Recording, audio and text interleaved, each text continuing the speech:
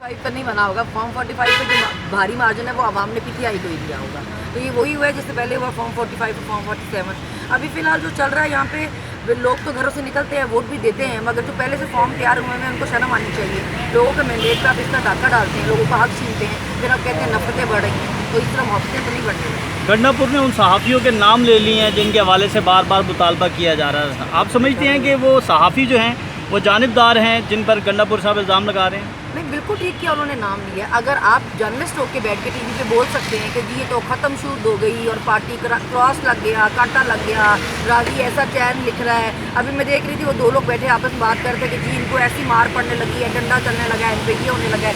तो जब आप जर्नलिस्ट होते हुए ऐसी बातें छोड़ सकते हैं, ऐसी शोलियाँ छोड़ सकते हैं, तो फिर जब आपका नाम लिया जाएगा, आप पे बात की जाएगी, तो फिर अपनी बारी भी हौसला ऐसी बातें करना चाहिए। जब आप किसी के देखिए, हर किसी को आपको किसी की फीलिंग का एहतराम करना चाहिए। जब आप हमारे लीडर पर बातें करेंगे, आप उसको बोलेंगे कि जी ख़त्म शुद्ध था तो ऐसा था, आप जज तो नहीं लगी हुई या आपको बंदे गिनने के लिए तो नहीं बिठाया अब हमने ना, आपका काम ये तो नहीं है बंदे गिने।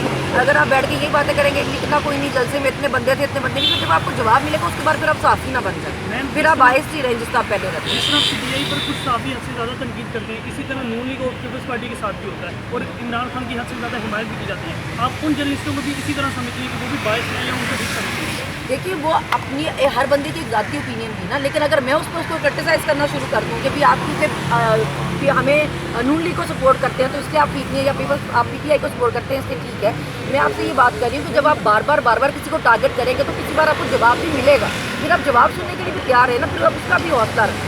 मैं तो कह रही हूँ अभी सबकी अपनी राय, आप किसी को भी कुछ ना कहें, लेकिन फिर अगर कहा जाए तो फिर उसके मुताबिक आप फिर अपनी बातें भी याद रखें, फिर आप मौके पे आप जर्नलिस्ट ना बन जाए। गंडापुर साहब जो है वो जोश खिताबत में कुछ ज़्यादा बोल रहे हैं। ज़्यादा क्योंकि वो खान साहब का हम एहतराम करते हैं उसका। खान साहब तो हमेशा आपको पता है हर चीज़ में लिहाज करते हैं। खान साहब पे तो हमेशा पर्सनल अटैक हुआ, उनकी फैमिली पे अटैक हुआ, उन्होंने जवाब में कभी इस तरह लोगों पे ऐसे अटैक नहीं किया हुआ, ना लोगों की खवातीन पे, ना उनके मज़हब पे, ना कभी ज़ातियात पे खेले हैं। वो इस तरह की चीज़ें नहीं करते हैं। लेकिन हर बंदा सेम नहीं होता, तो और आप हर बंदे को एक कैटेगरी में रख भी नहीं सकते ना कि आप बोले हर किसी के लिए जो डिफरेंट है, घर में बहन भाई भी एक जैसे नहीं है। आईनी तरमीमी पैकेज आ रहा है आज, आईनी तरमीमी पैकेज आ रहा है आज, उसको आप कैसे देख रही हैं? देखिए जी, जो आपके जायज़ वोट्स हैं उनसे अगर जो भी कुछ आ रहा है ठीक है। अगर आप लोगों को खरीद के डरा धमका के उनके घर वालों को उठा के अगर ज़बरदस्ती कुछ करने की कोशिश करें तो शर्म करनी चाहिए। पीटीआई तो हुकूमत को ही इलीगल मानती है, तो फिर जायज़ वोट कैसे होगा?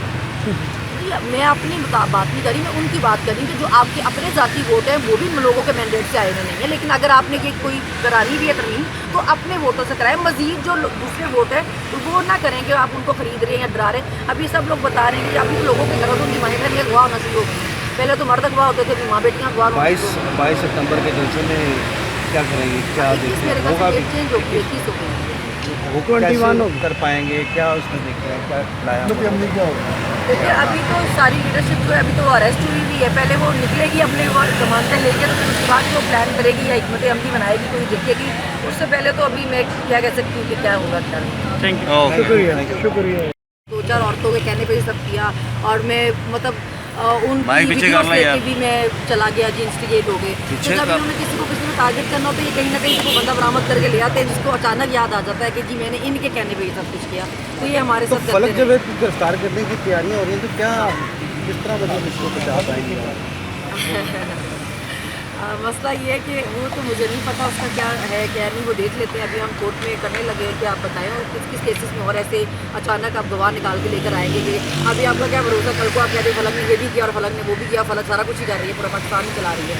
तो पहले हम कोर्ट में पटिशन डालने लगे हैं कि हमें बताएंगे कौन कौन से केस आपने ऐसे और बनाए हुए हैं, ऐसे और तैयार किए हुए हैं, ताकि उसके बाद हम एक बार इसको जो है कोर्ट में पहले एक बहन को गिरफ्तार किया गया,